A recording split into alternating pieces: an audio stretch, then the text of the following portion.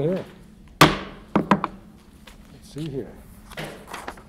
Order our meeting. Pledge of allegiance. Patty?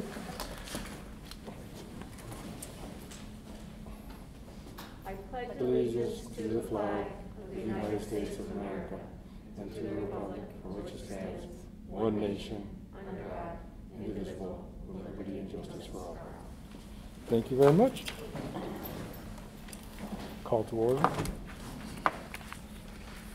And roll call. Douglas Beebe. Here. Jeremy Connor. Here. Patty LaFleur. Here. Cheryl McKenzie. Here. Ed Merritt. Here. Crystal Palmer. Here. Nicole Pupor. Here. Riley Logan. Here. All right. Next page. Approval of the agenda. Resolved that the superintendent of schools recommends to the Board of Education to approve the agenda. Motion, please. Motion. Jeremy. I'll second. Doug. Any discussion about the agenda? All in favor? Aye. Passes. All right. Be it resolved that the Board of Education appoint Courtney Miller as a board member until May 17th, 2022. This is due to the resignation of Pauline Stone. A motion? Motion, Crystal. Crystal Palmer. I'll second. Okay. Cheryl. Any discussion? All in favor? Aye. Just need to start again. Yep, please do. One more time.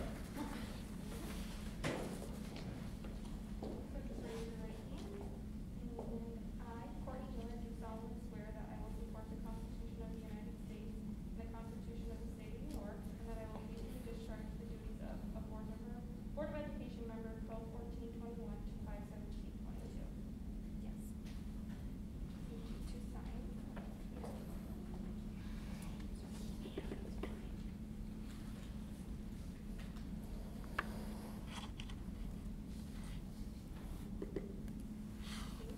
You're all set? All right.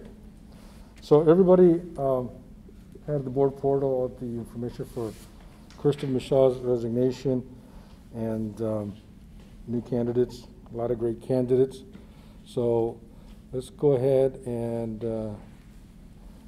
just go around and give our top two. Do you want to do a motion and then do that, and then vote? So that would be the discussion part. You do a Well, we vote? can't motion until we know who to appoint.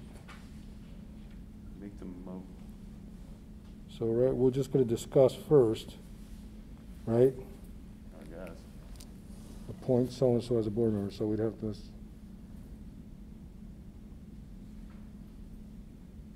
as far as the agenda reads, yeah, we have discussion first, and then we make a motion to yeah, but appoint I think whoever. what he's saying is, should we motion and second, but you can't motion on a resolution that's not complete, Right.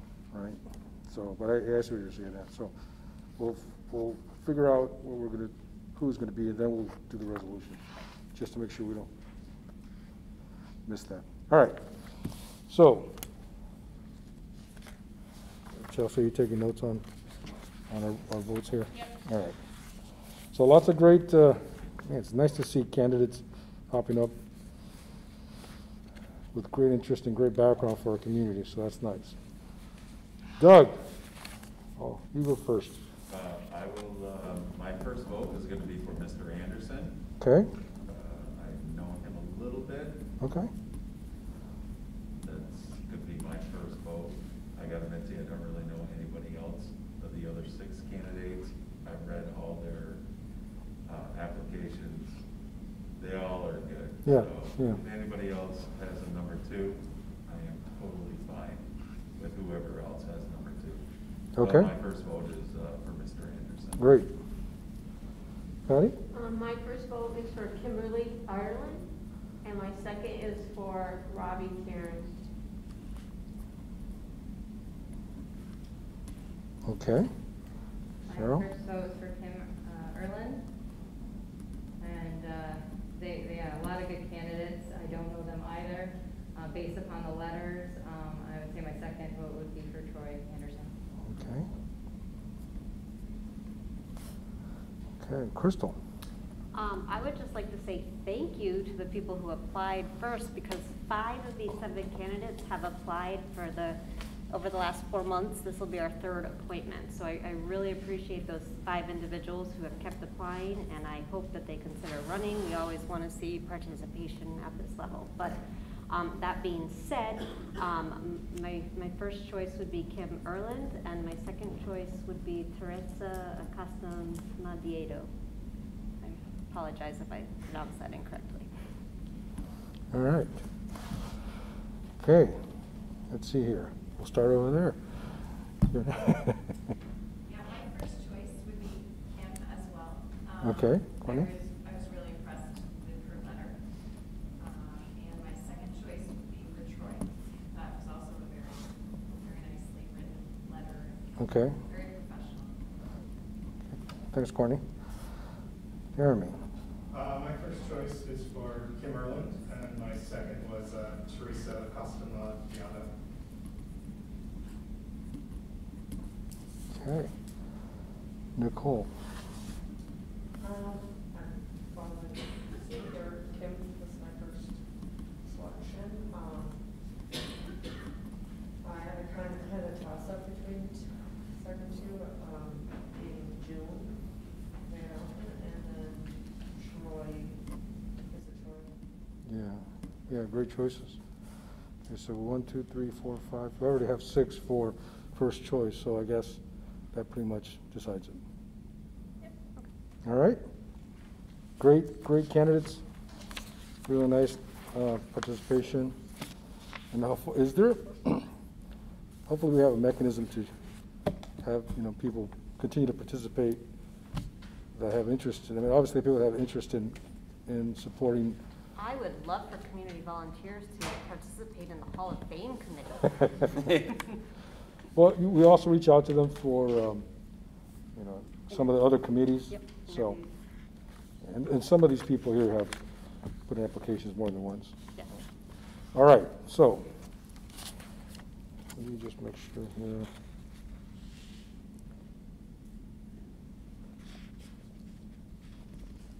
Okay, based on that result, be it resolved that the Board of Education appoint Kimberly Erland as a board member until May 17th, 2022. This is due to the resignation of Christopher Michel. Motion, please. A motion, Nicole. Okay. Second? I'll second. Okay. Cheryl. Any discussion? Is Miss Erland here? All right. All in favor? Aye. Aye. Resolution passes.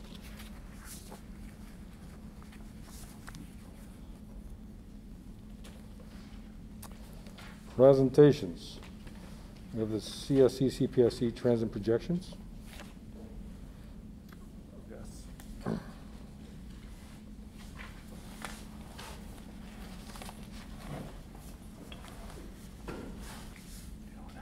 don't know. Oh, before we start, let's go ahead and swear in Ms. Erland. Yes.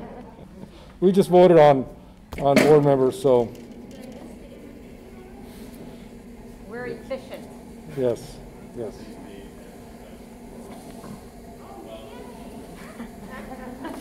Come on in, the water's fine. I'm gonna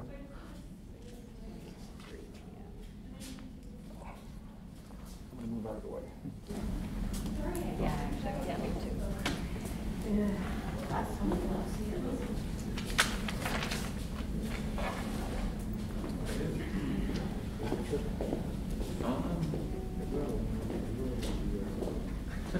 you really want me on the commission?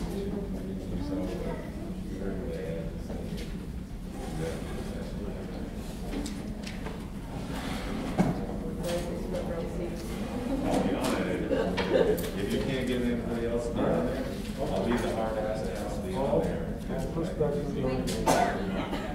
What's that? You're on the community now.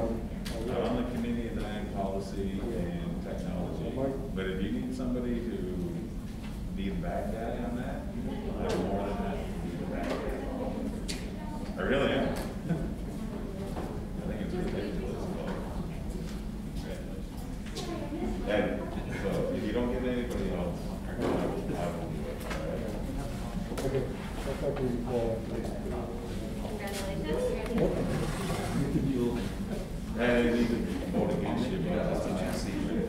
Good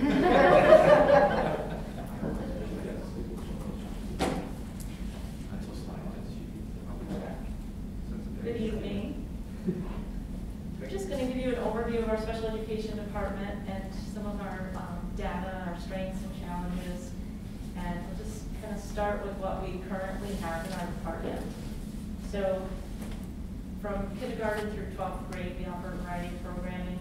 We have integrated co-teaching or consultant teacher at every level, and that means that there are classrooms with students with and without disabilities, and a general education teacher and special education teacher in the room. The self-contained classroom refers to classroom with only students with disabilities, and the ratio refers to the staffing in the room. So there can be, for instance, in an 811, up to 8 students with a disability, 1 teacher, 1 paraprofessional. So that's how that works. And this can change from year to year. We have the basics pretty much every year, but every year we start planning January or February for the following year. And we ask teachers to come up with the ideal program for each student for the following year. You kind of compile all that information and look at our needs, and then we plan the classes and programs for the upcoming year based on what those needs are. So it can change. At the preschool level, we have itinerant services. Some of our teachers will provide services outside the school day in homes for special education. We do preschool evaluations. And then, of course, we started our integrated preschool classrooms in 17-18. We opened 2 rooms, and then we added 2 more 2 years after that. So we have 4 integrated rooms right now, so we serve about 24 preschoolers with disabilities. There will be, in one integrated classroom, there's 6 students with disabilities and 12 without. And then there's a special education teacher that pushes in throughout the day, related services throughout the day, and then extra paraprofessional.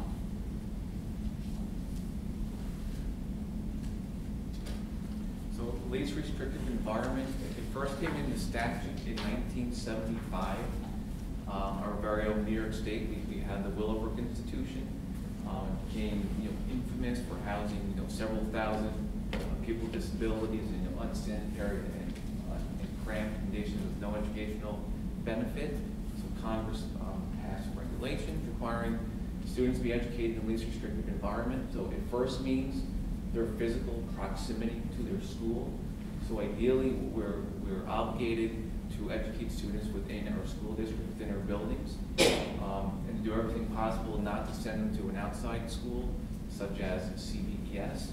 And then in the rare case that a student has to go to a different school besides CBES, you geographically have to keep it as close to Beekmantown as possible. So we don't have any students currently placed residentially, but if we did, our first call would legally have to be to Lake Placid's Mountain Lake Academies, and then we kind of go outward from there. Additionally, in the school setting, it means that we should try to educate children with their non-disabled peers to the greatest extent possible that still allows them to attain the goals listed on their IEP.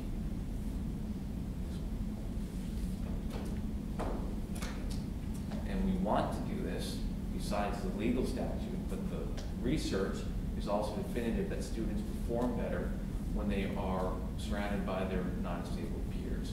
Just look at language development.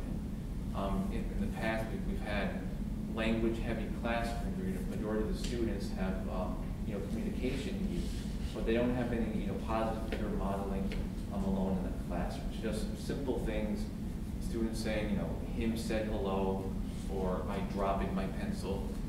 Or teachers can recast that for them, or the speech pathologist can reteach that to them, but they may hear that thousands of times from their same age peers if they're immersed in less restrictive settings.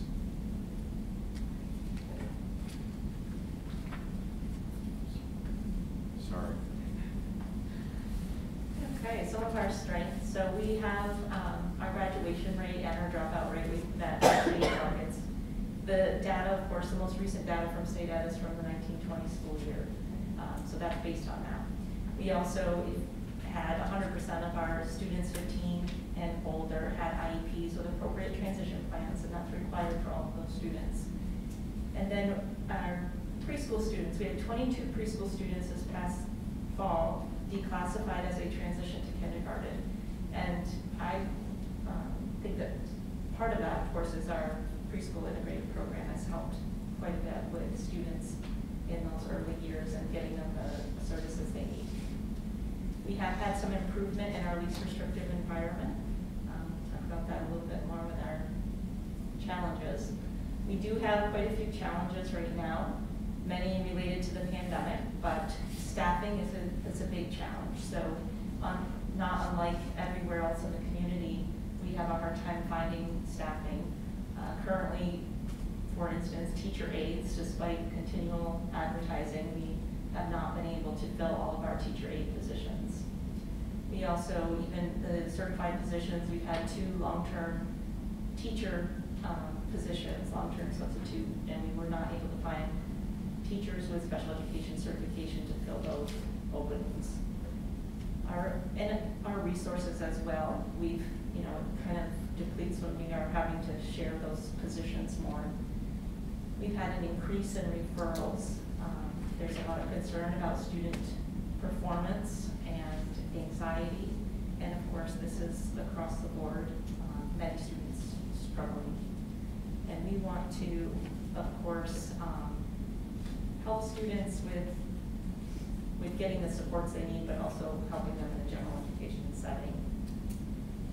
Now, the least restrictive environment, we talked about a little bit with, again, the most recent data is the 1920 data, and we did not meet our state target. We were at 56% of students with disabilities were in the general education setting 80% or more of the day. That's one of the measures the state does. We do anticipate that will increase over the next couple of years. One of the things, as Nick was talking about, the least restrictive environment, is that we cannot remove students from a general education setting only because they need a bona fide curriculum. So last year, we discontinued our 15-1 parallel curriculum program at the high school and middle school, where students were getting in a separate setting just for that modified curriculum. We're no longer providing that, and they're being educated in the general education setting. So we anticipate that that will improve as the data comes out from 2021 and again 2022. So that is good. As far as just getting back to the increase in referrals a bit, so this we showed during our presentation on multi-tier systems of support.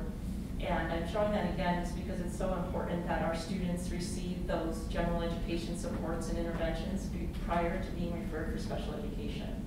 So that green tier 1, what we want all of our students to receive, that universal design for learning. We want differentiated instruction. All students can receive those things without being classified as a student with a disability. So they can get accommodations and modifications. It doesn't have to be on an IEP or an individualized education plan. And what happens is we want, when students sometimes are referred too soon, we can't say a student has a disability unless we can say that it's not due to lack of instruction. And right now, of course, many students have been lacking instruction. There's, students have been virtual, there's been quarantine in and out of school. We want to make sure that they've had all of these supports before determining that. So part of that resource is school psychologists. It can take up to 20 hours to complete one evaluation. So that's on top of their counseling and crisis intervention. So it really does impact our resources if we're getting too many referrals too soon.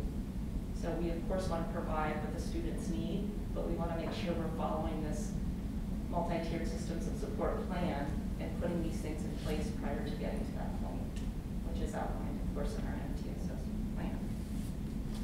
One of the other things we are lacking is, aside from our preschool program, there are no itinerant services currently. So there are 3 local agencies that provide preschool services, and everybody's full. So we end up as early as end of October, November, with a long list of preschool students who are not receiving services. So if they're not in the classroom setting and the itinerant position places are full, then they're just on a wait list. So of course that impacts them as they get to kindergarten and they haven't had those services. Well, we've had a little bit of discussion about potentially offering another one of those classrooms next year in pre-K, right? Yes, we have. Potentially, right? potentially, we definitely have. There are students, I want to say there's almost, right around 10 students in the county right now on a wait list for integrated preschool, and much more on self-contained preschool lists. So, and within our district, we have students that have that need. So we do have another UPK 4-year-old room at each building that could potentially be integrated rooms as well, so that we could provide more preschool services to those students that need it, and hopefully kind of avoid that waiting and compounding the delay till they get to kindergarten. So part of the challenge of that, of course, is staffing those rooms. So that is one of the challenges. Let's see.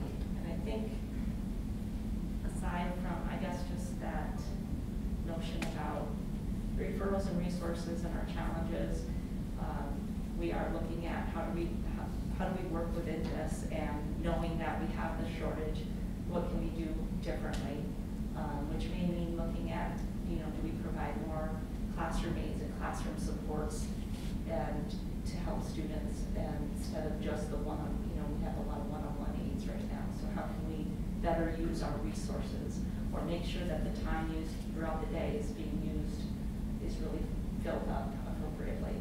So we're looking at all of those things. I just want to stop there for a second. And we really got to think about that, because what she's talking about is a change in staffing. And that's really hard for people to understand. For instance, just the other day, one of the people who was in the union came in and was like, where's the aide for this class? Like, well, we're trying to hire the aide for that class, they just don't exist. So it's not, it has nothing to do with what we're willing to do or not do. It has everything to do with who comes in the door. It has everything to do with what's happening in society in America right now. But if we have a change model, change is hard, right?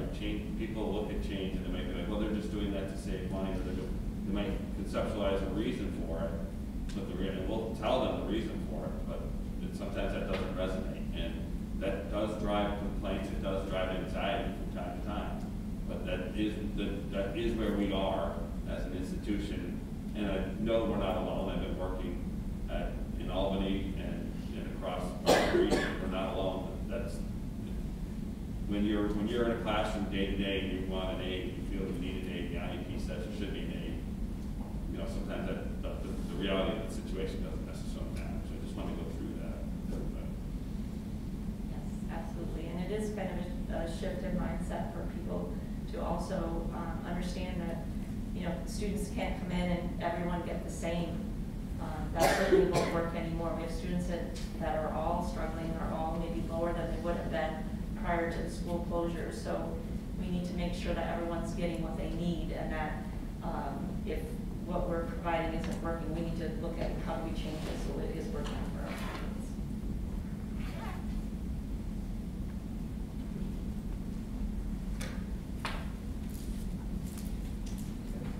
I guess the referral piece, I kind of discussed with everyone, and the challenges with that, and just making sure that we want to try to use our resources appropriately and not have all of these referrals where we're getting to a point where we do the evaluation and we sit down to meet to make a determination, and we really can't go farther because we still have to look at, okay, we've got to go back and look at interventions and did that child receive instruction. So we are working with that. We try to work with parents all the time about what their child needs and what the school can provide, and work with each building and their instructional support team and what interventions can be provided to try and make sure we're following that process for multi-tiered systems of support. So this is the Csc process. Once the referral is made, and both parents and the school district can refer students to see if they should be classified. Once we get consent back from the parent, that's when the timeline starts. So our school psychologists, we have 60 days to complete the evaluation, and then we have 60 school days to give recommendation to the Board of Education. So depending on when the Board of Education date is, it dictates when we have to meet by. Here's just our numbers. They're fairly consistent year to year. Both our school age students and our preschool students, and of course our preschool numbers include students that attend here in district. and who are outside that community facility or receiving CA. Classification rate is pretty straightforward. The average in New York is 18%. We're at 17% right now. We've been pretty consistent with that. It's low of 16%, high of 18%, but fairly consistent. So students at CDES, obviously this went down drastically when the district developed their own special education programming and brought students back from CDES. But you can see that the this year and last year we've gone up a little bit. We don't often place students at CDES because we do have our own programs. There are times that a student can't be maintained in the public school setting, and they do benefit from Champlain Valley Educational Services programming. But the majority of students that are reflected here are transfer students.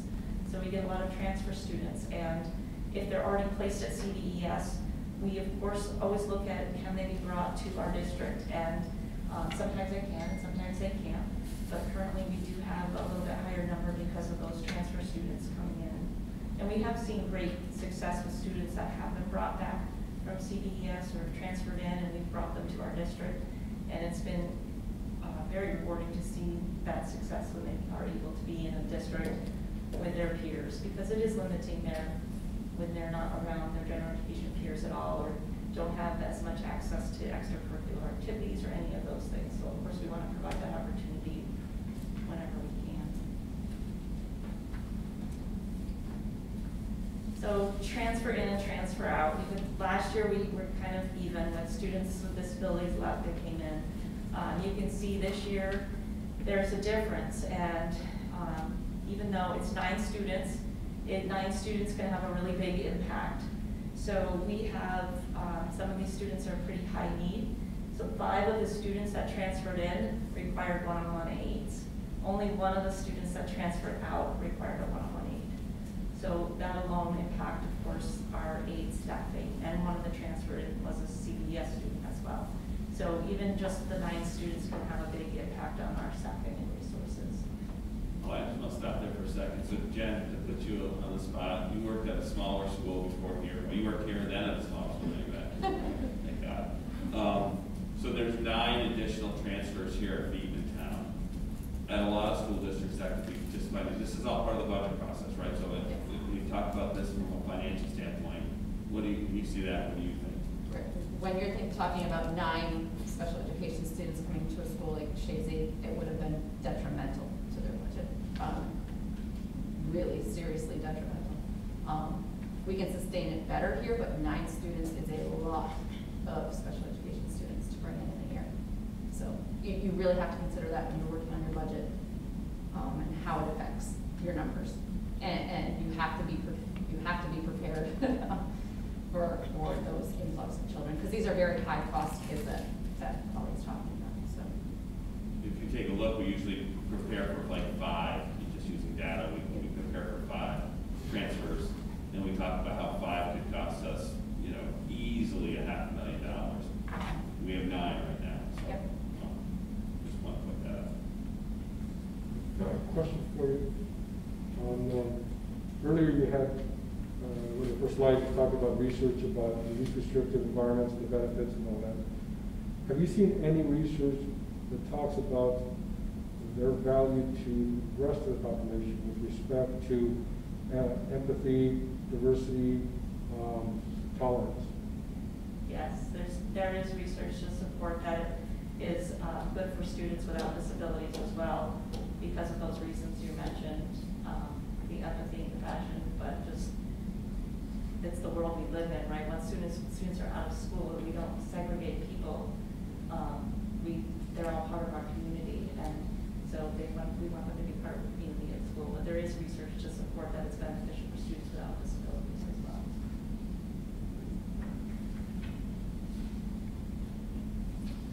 504 plan, just briefly the difference between a 504 plan and an IEP. There's no set law, but we think the best practice when we do in Beekmantown, we separate the 2 by specialized instruction. So students with IEPs, they receive support from a special education teacher, while students with 504 plans generally do not have that teaching component. So a 504 plan could consist of ADHD, diabetic needs, medical needs that may need accommodations such as additional test taking time, additional time in the hallway. While an IEP, we try to separate it to the teaching needs. That they can look very similar. That's how we differentiate it at Beekmantown. The numbers are pretty steady. And one thing I will just point out, because he just did pass away, Senator Bob Dole was instrumental in passing the American Disabilities Act in 1990. This is where 504s come from. In part because he was disabled. If you ever see a picture of Bob Dole, he has a pen in his right hand. That's because he could squeeze it to stop his hand from shaking from a wound he received in World War II. This is just wanted to note that. And so McKinney-Vento students, so a child is McKinney-Vento eligible. It used to be called, I think as early as 3 years ago, homeless students. Now, I think the New York State School Board Association recommended it would be called these students McKinney-Vento eligible. They're students who lack fixed or adequate nighttime residences. So they could be living in a car, they could be living in a camper, they could be camping, they could be placed at a hotel or a shelter. A majority of our students are what's also McKinney-Vento eligible is what's called doubled up. The most common scenario is when you have two families living together, which is often an adult living with their parents, with the grandchildren in the home. You see a little dip last year, and then it's back up to about 40 this year. We actually started September, just I think around 29, but because of students coming to us doubled up and lack of housing in the area, a lack of affordable housing in the area, families have moved here thinking they could just get another place to live, but often end up staying doubled up. Now, McKinney-Vento students, New York State does reimburse us for their costs, especially for students who have IEPs. If you notice, there was a dip from 2018-19 school year to 2019-20. This is good news. We had 3 students. Each of them were being reimbursed around $50,000 apiece, but they moved from McKinney-Vento eligible to permanent housing. They were still reimbursable through different venues, but it's not through the McKinney-Vento subsidies. And these are our foster care numbers, and there's 4 different colors on the graph. The red color, those are students who are in foster care and they attend Beekmantown. And the gray, these are students who started foster care in Beekmantown, but they attend another district. And foster students and McKinney-Vento students, they're treated very similar as far as their right to attend school, and also how they're transported. And this graph looks big, but the numbers are small on the left. These are our English language learners. You can become an ELL student if the native language or the main language spoken in your home is other than English. We evaluate the students, and if some are eligible for additional ELL tutoring services. Currently, we have 6 students. We have 1 evaluation pending, so I think we'll be back up to 7. It's a pretty consistent number.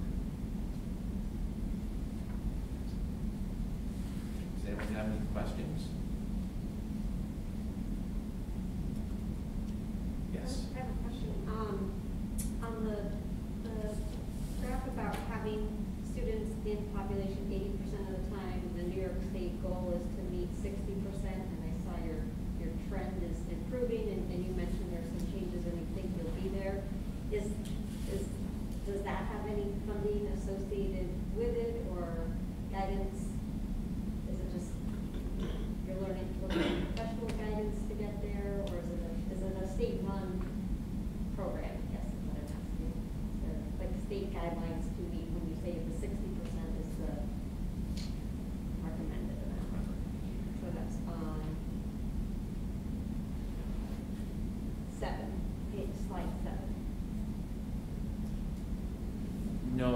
sometimes have to explain why we don't meet state goals. For example, there's certain state goals connected to the New York State alternate assessment, which is available to only certain special education students. If you don't meet their targets, you have to explain why. But there's no, I could be wrong, but I don't believe there's any monetary penalty or bonus for being below or above the threshold. Just wondering when you were talking about these other programs, something does go along. Yeah, almost everything else there is a funding stream, like our high needs kids, foster kids, homeless kids, some dollar in or out, but not for this particular. But they will send us to improve things, and had a lot of meetings about that. We aren't meeting things in several years in a row. Yes. Wondering if there's any value exploring peer mentoring with some of our older high school students to help fulfill some of those teacher aid gaps. I don't know enough about the high school's schedule to know if that would be appropriate or not, but I'm just thinking outside the box. If there are older students who could assist during some blocks of time in a peer mentoring type role. We actually were just talking about something similar, and just utilizing kids as mentors and helping out. The tough part is the students that require the aids are the neediest students, and so it is challenging to make sure you're making an appropriate decision there as far as. Oh, sure. I'm wondering more for the students who don't need as much hand-holding, if an older student could keep them on track while the teacher who has the credentials focuses on the students who have higher needs. I don't know, but something to explore.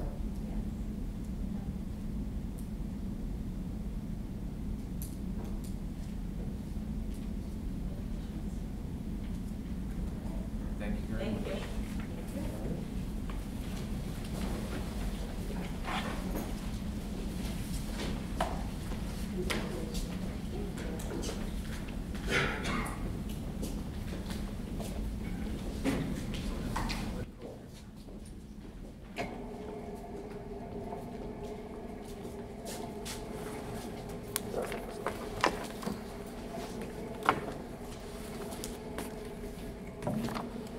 Do we have anybody here for public comment?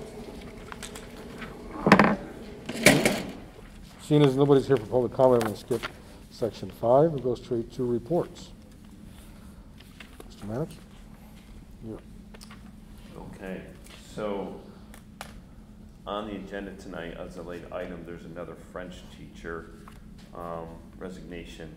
Principal Nelson, I've asked her to just give you a quick update on her awesome efforts to find a certified French teacher, which is really difficult. It's really difficult for students who sign up for French to learn without anybody who is certified to teach French. So you've been working hard on this issue for now almost a year and a half now. Yes, so Yeah. I feel like I'm becoming a headhunter, right? Is that the term they use? Right. A headhunter for a French teacher. We're not the only one having this situation. It's not unique to Beekmantown or upstate New York. Finding a foreign language teacher is a struggle all over the state based on my conversations with various universities all the way in Albany. Right now I'm in Albany. I'm working my way down 87. So, for instance, one university said their most recent graduates was about 2 years ago, and so they're going to reach out to them to see if they're available. But there are universities who get calls from principals every day looking for a foreign language teacher that has graduated and is seeking employment. Right now, I just signed myself up for a job board through the University of Albany that also reaches out to various universities where current students and alumni can go when they're seeking employment, and they receive emails for when a job is posted. So that should hopefully be approved by tomorrow, and so that'll go out to about 11 universities that I selected, which I went on their websites to see if they even had an education department for adolescent education with French. So Is it going well? I'm making a lot of contacts. I'm sending emails with the job posting and our Beekmantown flyer, telling them how wonderful Plattsburgh is and how close we are to Montreal. I've sent those emails and I've just been making contacts. So that's plan A, is to find a certified French teacher. And at the same time we're doing that, I'm trying to develop a plan B, C, and plan D. As you might not be aware, Mr. Gary Hammer, former life, so I'm trying to get him to maybe think about it, but I don't think I'll be successful with that. Just know that this is priority number one for me, trying to find a certified French teacher so that we will have this opportunity for our students. It has been a long road ever since we have returned to in-person school following Mr. Meyer's resignation after COVID, but we will get there. I'm hopeful that we will find something. It'll take some time, but it'll be worth it to find a qualified individual for our students for a foreign language. So, any other specific questions? No, I just appreciate you giving the board an awareness of what happens behind the scenes when we are searching for these positions. It's not like we just post it and let these things kind of roll in and find us. That's not the way we operate. So great job. I think you got laughed at today by a professor. Yes, I said I'm looking for a French teacher. Yes, I got laughed at. So is everyone else. So not the only one. But share it on LinkedIn, Facebook, Twitter, Instagram. I'm considering making a TikTok video. No, but seriously, please put it out there on social media. Maybe we will catch someone. Is it possible as an, in the meantime, step to use our virtual capability to tie in with a different district that has a teacher that matches their time schedule? So Ed, last year we struggled with a certified math teacher, so we hired somebody who was married to a certified foreign language teacher. That didn't work out so great, so then we worked with a certified math teacher, French teacher, who was actually in Vermont, but the company she was working for was out of Chicago, and it was a company that I met at a conference. And that, it really has its challenges too. So you have everybody sitting there, and it's wonderful to think that we have all these little angels who sit there perfectly. But it's the other person in the room that matters. And as we just talked about with Polly, it's the A thing. So that is an option. Elevate K-12 is one of the groups we used to do that type of thing. Yeah, only I know that it's really special. Foreign language is critical. Only that if there are other school districts that are really close to us with a very small pool of students, and maybe we could share them somehow. Right. That a virtual aspect. Virtual, or maybe one day here, one day there. I don't know. That's a possibility. That could be plan E. Yeah, and I think to avoid labor strife, and maybe you've sensed that around here recently, that would probably have to go through a BOCES COSER. Right. So that's like the Elevate K-12 does go through a BOCES COSER. So you avoid that under 2 sections of education law. But having a person outside of the BTA teach Beekmantown students I would predict, would be a pretty significant issue. Sure. But it's a good idea for sure. And we'll continue to look. So I just wanted to give you a look at the behind the scenes stuff. Great job.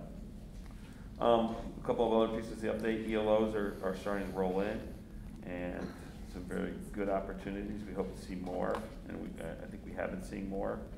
I think we just saw an archery ELO. I don't know if that's out yet, but the evaluations on our efforts towards accomplishing our goals is open for the board to review and give us feedback on. I am on the agenda today. I am on the agenda as a volunteer modified coach. What happened there was we had a number of kids sign up for, a lot of kids sign up for basketball, and a lot of young kids, and we only had one coach. And we had another coach who had limited experience, no coaching experience, and very limited playing experience, and he was the volunteer JV coach. And evaluating him and watching him work with the JV coach and the JV team, we tapped him on the shoulder and said, hey, why don't you do that, and we'll give you a little mentorship. He's a Beekmantown grad, good kid. He's doing a really good job for somebody who's been on coaching for, I don't know if it's even been a month yet. So first game's tomorrow, and I am assisting him when I can be there with him. So we fully expect the athletic department to be really rigorous with you then? Yeah, no doubt. They are. And that person did interview, by the way. So that person was interviewed and was deemed to be somebody to really watch and somebody to grow. I think that was the term you used, associate principal for Chet, was to grow some of our own coaches since nobody's really signing up for these spots. So it's worked out well. Good eye. So we'll be handing out some board orientation documents later this week to our 2 new members. So you'll get that in the mail from us and you go through that. And we have a couple meetings that we plan, bring you in when you're free. And obviously the budget process has started. We were looking at enrollment numbers the other day. Class size is always on our mind. And then of course the special education part of that was part of that tonight. And we'll just continue with the budget process every meeting from now until May. And also on today's budget, or today's agenda, is our grants personnel. And just one more time, I know we've said it before and I'll just say it again, we have one of the best grant people in the state of New York. We've hired, they're our employee now. She is totally funded through the grants. So she's been written into the grants. It makes sense if we have $10 million in grants to have somebody oversee those grants to make sure that we maximize the use of those. Because if we don't spend that money, it's going to go someplace else. So that's, sorry about that. And that's, I'll hand it over to Jen. Can I ask a question? Oh, sure. The grants position that you were just referencing, is that the one that's in the agenda tonight, or is that in addition to the one that's already paid for by the grant money? That is the same one in the same That's the position? same. That's the same. Okay, one position. That was my question. Yes, so there's one grant specialist. And that, okay. There's one grant specialist, but written into the grant, knowing that the grant specialist is going to retire soon, written into the grant was to have her work with another, train somebody her skills. That's not happening right now, but it's part of the long-term plan. Yeah. Right? Is hire her as a retiree to help us with grants, but also help train somebody else so that to take on that role. Got it. Yeah, but that's not, Thanks. not yet. I don't have much for tonight. We're closing everything out for the year in the business office and getting prepared, like Mr. Manning said, for budget season. So we'll be in full swing starting in January, and we'll be very busy with that. Go from there. That's about it.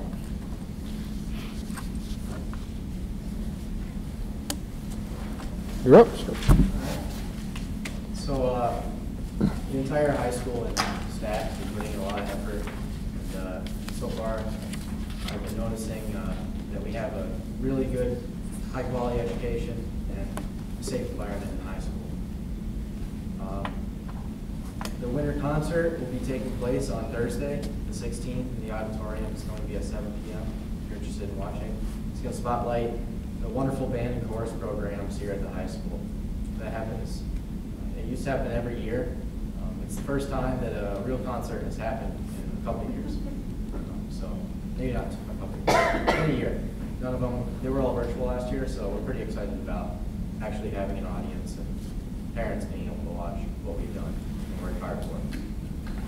The high school is also in the midst of its first round of the ELO opportunities. Students have the opportunity to participate in early morning and after school weightlifting sessions, engage in rock painting, wreath decorating, eagle treat production, foreign language cuisine and culture exposure, gingerbread house production, the school climate club, foodie crafts club, and even obtain their first aid certification. So thank you to all those staff members who provided those opportunities, because that's a lot of extra work that's very beneficial. So additionally, Model UN, Student Council, FFA, Beak Squad, Drama Club, Adventure Club, Leadership Through Service, Peer Connectors, NHS, Varsity Club, the Yearbook Club, Freshman, Sophomore, Junior, and Senior Class Councils are all in full effect. That's a lot of clubs, and that's really good. I'm glad to see all these extra opportunities up, because we weren't able to see any of those last year.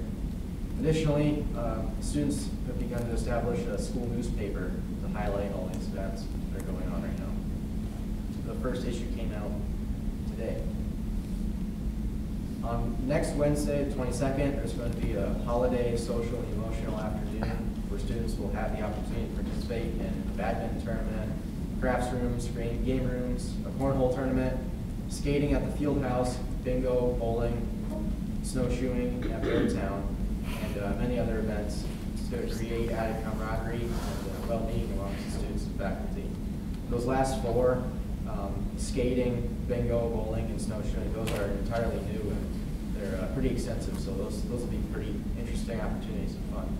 This is known as December Fun Day, and it happens every year. There wasn't one last year, so we're glad that we have one again this year. The counseling department has been very busy lately.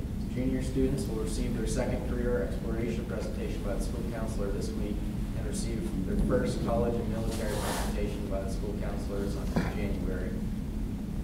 Each grade level received a different SEL lesson in November. The counselors visited all science classes to deliver this lesson.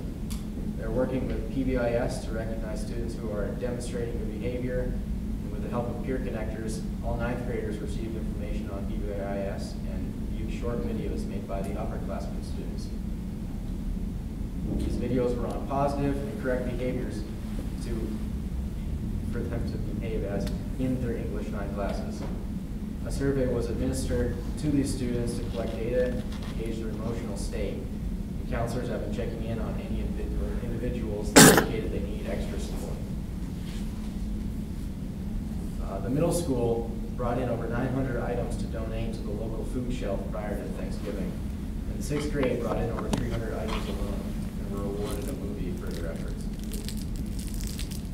The Cornerstone bookstore field trips have been completed in the middle school, and students were excited to receive 3 books of their choice. They selected books with assistance from Plattsburgh State graduate students. Some students chose books to give as a gift to a family member. The 6th grade teachers rang the Salvation Army bell at Sam's Club yesterday, and parent-teacher conferences also happened. Those went smoothly. Parents were able to meet with teachers either remotely or in person. In order to better prepare and inform our parents about their child's academic progress, students brought home their report cards Friday afternoon. The middle school is proud to announce that 199 students earned high honor roll status and 96 with honor roll. They will be recognized this month at the Eagle Pride Assemblies. They're looking forward to a variety of events this month. The winter concert is going to be December 20th for the middle school. The Winter Wonderland Week will be next week and will accumulate with a fun day on December 22nd in the high school, the last day of school. The middle school student-run Eagle Mart Express is up and running in 8th and 9th period in the upstairs middle school lobby. That's an extension to the Eagle Mart at the top of the stairs. CFES mentors Mr. Stephen and Ms. Mallory have been meeting and interviewing mentors for students. The first 8th grader has been matched with a college athlete from Middlebury College. They will be able to meet virtually with Mr. Stevenson or Ms. Mallory, and each party is looking forward to it. Cumberland Head. On the 19th, Cumberland Head had an emergency release due to a power outage on Cumberland Head. Notice was sent to parents by Parent Square at 1:30 in the afternoon. All students were loaded on buses and picked up by 2:15. Students, parents, and faculty and staff all worked hard together, making the entire process safe and efficient. A special thank you from Cumberland Head to the Transportation Department, Mr. Chauvin and Ms. Seymour, as well as the drivers who acted quickly to have the buses ready to load at Cumberland Head. Marcia Tate, author of Worksheets Don't Grow Dendrites and BCSD instructional coach, at her first visit to Cumberland Head on November 30th. She observed individual teachers and then took time to debrief with them after the observation, giving them suggestions on how to improve the lessons. Marcia Tate reported to Ms. Stouter that she enjoyed her time in the building and that she could rest assured that teachers were teaching brain-compatible lessons at Cumberland Head. Marcia had several positive comments and looks forward to returning to work with a different set of teachers. The school-wide spelling bee was held on December 9th, and each classroom in grades 4 through 5 had a class-wide bee in in order to determine who would advance to the school-wide meet. After 15 rounds, Bailey Whalen won the competition as she spelled the winning word Juneteenth. Bailey will now take a written 50-question vocabulary test produced by the Scripps National Spelling Bee in order to determine if she moves to the regional round held in March. Congratulations to Bailey. There are several holiday fun opportunities coming up for students and staff, with Singing Santa returning to Cumberland Head to perform a COVID-friendly round of caroling. Santa's performance will be live streams in the classrooms and then end with Santa walking through the hallways to wave to the students. The 4th and 5th grade chorus and band students will be performing the annual concert in person in the high school auditorium. Student Council has been busy planning holiday fun for the student body too. Teachers were able to sign up to have the Student Council visit their classroom for a holiday song. Additionally, the Student Council will be giving all 517 Cumberland Head students a holiday goodie bag with a mini candy cane and cocoa inside. Special thanks to the Cumberland Head PTO for helping fund that project. And the PTO has planned a school holiday store for students to purchase hats, mugs, headbands with the BCSD logo. Student Council will be assisting with that event as well, and staff will be having an ugly Christmas sweater competition. The winner will get $100 donated by Niles Asset Management. Main building, Beekmantown Elementary School has been very busy lately. The music department just had their mega concert on the 10th, with the winter concert being held tomorrow evening. Parents and students alike are excited for these events again. ELO has started back up. The first big endeavors were the field trips to the Cornerstone Bookstore. Elementary students and staff were very grateful for the student experience. It highly benefits the younger students. They currently have 4 other December ELOs in motion. Santa's Lego Sleigh, Kindness Club, Christmas Story and Cookies, and Holiday Movement are all in full swing. Students are testing their sleighs, reading winter holiday books, and learning about empathy, kindness, and cheer. The building was delighted to have parent-teacher conferences this past month. Virtual, in-person, and phone conferences were offered, providing a range of options for different needs. This was very successful as it allowed parents and teachers to feel comfortable with parameters and become more familiar with each other. As the holiday season is all around us, the elementary has embraced the spirit. Mrs. Poe, Mrs. Boyer, and many others built Gingerbread House Parade Float and participated in the holiday parade in Glassburg. The same weekend, the PTO held Candy Cane Lane, where families could drive around a decorated bus loop and get pictures outside with Santa. Later this week, students will be fortunate enough to be able to holiday shop at the Frosty Shop, sponsored by the PTO. Each student is able to purchase 2 gifts for loved ones for just $1. Lastly, Santa will join us next week. Singing Santa, to be precise. VES will have a virtual Eagle Pride Assembly next week to recognize star students. And lastly, the Spelling Bee will host students from grades 4 and 5 with the 5th grade champion moving on to the regionals this week. That's all I have for this period. Can I ask a question? Sure. How did your homecoming dance go? It was good. I was glad we were able to have something. There wasn't a whole lot of people there. It's really spread out, but there were not a lot of there were no cases. Right. And at least I was able to. It brought me together with some friends, and went to a party beforehand, and then went out to the dinner after. So.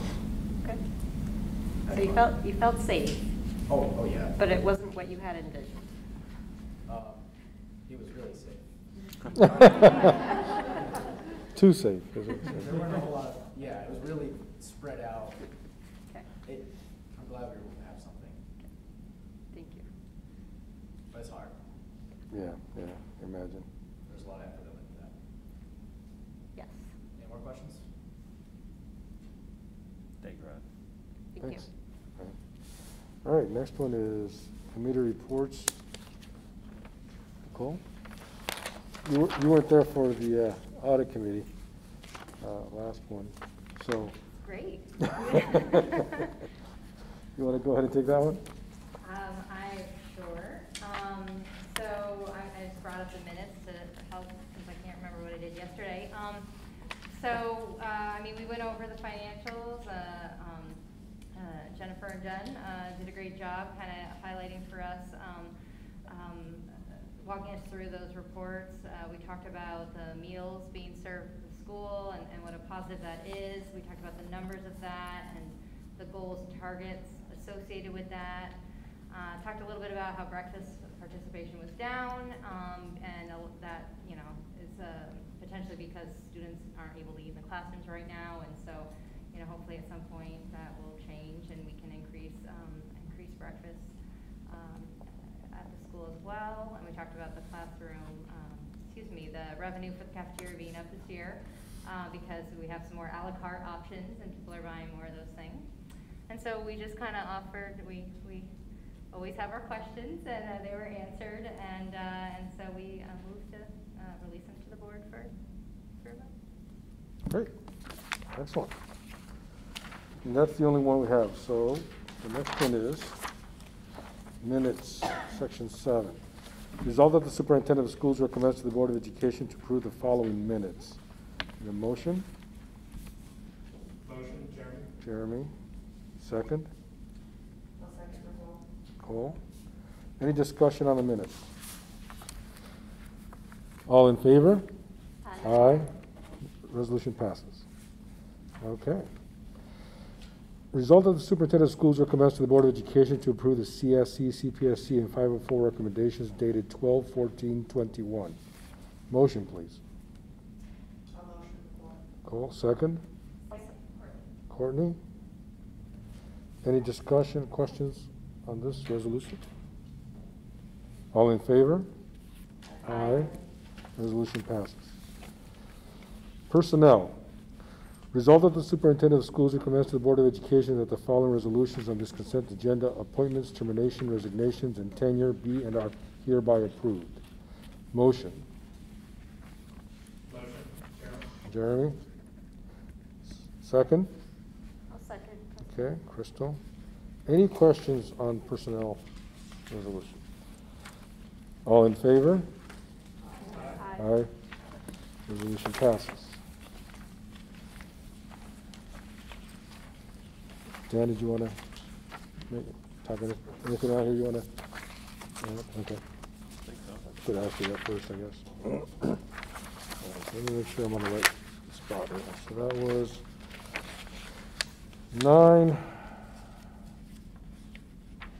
And so now we are on 10 miscellaneous, which is a consent agenda. Result of the superintendent of schools recommends to the Board of Education that the following resolutions of this consent agenda: per diem nurse agreement contract, grant procurement supervisor, and standard workday for New York State Employees Retirement System be and are hereby approved.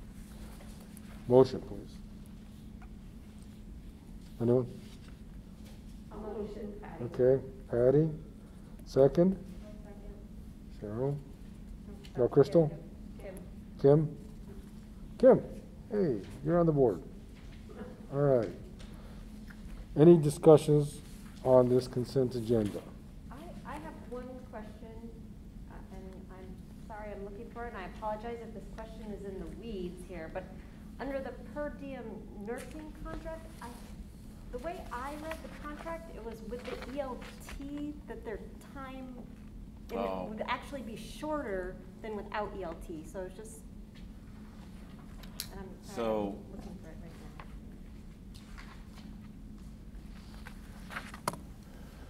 now. I would venture to guess.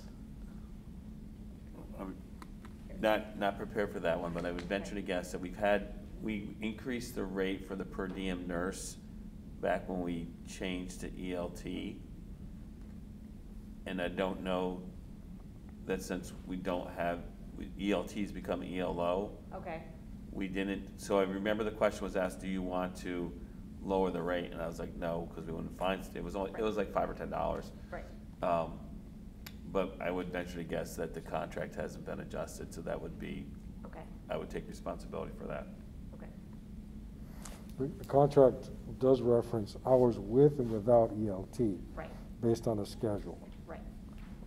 Oh, so then it probably, Yeah, that's that, because you never know with the, so they sign up for the, like, well, let's go to last year. Last year, it was right about this time, or January, where we were potentially gonna have ELT. We never know that, but we know, you know, we're gonna take somebody who wants to be a per diem nurse, we're gonna take them, and we're gonna try to add clarity to their workday. Got it. Okay? Yep. Maybe that's a No, better that's explanation. exactly, yeah. Yeah, because it differentiates. The with- times, yeah, Yeah, that makes yeah, sense. just making Yeah. sure if it's a per diem nurse, they're in the building when students are here. Yeah, Was my exactly. main concern. Yeah. Yeah. Okay, thank you. Good. That was my only question. Good question. Any other questions on the consent agenda? All in favor? Aye. Resolution passes. All right. That was section 10. 11, financial. Resolved that the superintendent of schools recommends to the Board of Education that the following resolutions in this consent agenda, financial reports, transfers, grants, and tax collectors report be and are hereby approved. Motion, please. Motion, Jeremy. Jeremy, second. Okay. All right, Cheryl. Any discussions or questions on this roll call vote? No? All right, go ahead and, you're allowed to abstain from this one if you're not comfortable voting on it. I could abstain. Yeah, if, your choice, right? Right, since you haven't been here. Go ahead. Douglas Stevie, Yes. Jeremy Connors, Yes. Patty LaFleur, Yes. Cheryl McKenzie, Yes. Ed Merrick, Yes. Courtney Miller, Yes. Crystal Palmer, Yes? Nicole Cooper,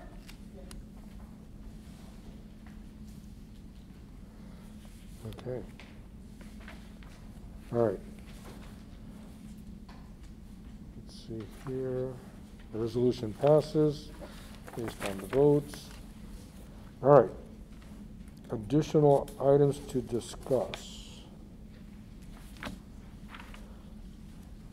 I don't think, do we have anything, Dan? I don't see anything. All right. Anyone here for public comment? For section 13. We'll switch, skip. And we do have a request for executive session. So, Crystal, will you do the honors? Yes. All right. Handwriting is not involved. Resolved that the Board of Education appoint Crystal Palmer as clerk pro tem for this meeting. Do you have a motion? All right, Nicole. Second? Cheryl. All right. Dan, would you like to? The reasons? Yeah. Well, don't you technically need to vote? But you gotta vote on the clerk pro You tem. gotta vote. Oh, yeah, you're right. All in favor? Aye. Aye. All right. You were hoping to get voted out of that one. Yeah, no. Okay, so, resolve that the Board of Education enter executive session to discuss. So collective negotiations pursuant to Article 14 of Civil Service Law and the employment history of a particular person or person, no, of a particular person. All right. And motion, please. Motion, Jeremy. Jeremy, second. Okay, Courtney. And there will be no voting or decisions made after this. Right. So, all in favor? Well, hold on. Oh, okay. We will be bringing in Associate Principal Burchett and Principal Bazzaio into that executive session. Okay. All in favor? Aye. Aye. All right. And that is it for now. Thank you very much. Happy holidays.